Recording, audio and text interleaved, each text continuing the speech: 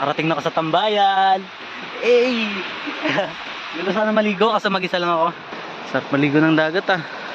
Nakakamiss. Laspagan na to. Inom muna ng tubig bago umahon. You know, taas-taas yan. Papuntang ano kasi yan, papuntang Lalatuan. Sa may Kapangyan Falls, Lalatuan Falls. Yan. Tsaka rock formation yan na rin yan. Matarik yung mga ano dito, daanan.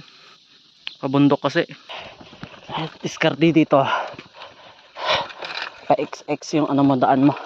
Pa zigzag. Pala, hindi XX. Uy! Ang pa pala nito. Ay ko. Laspag ako dito. Yan pa guys oh. Yun. Ang haba pala ng ahon na to. Puro ahon guys. Dito makatiis yung tuhod ko ah. Nagmamanhid. Kaya pa. Ang tataas oh. Grabe.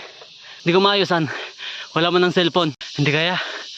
Sobrang taas. Haba pa pala nito. You know. Meron pa rin. May paakyat pa.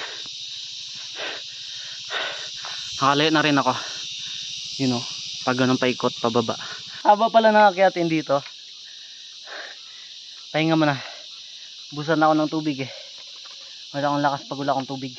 Ha ha ha ha. Napapagod na ang anak ng CEO. Makyat ba naman sa bundok? Na bike lang ang gamit. Ha ha ha ha. Laspag na siya. Nalaspag nga. Nakakyat naman dito. Pahinga lang.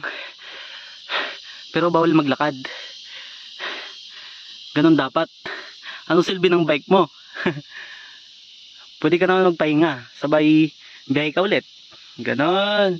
O dibo. Ganda dito oh. Iba din. Nakapunta ng libre. Lakas nga lang yung kailangan.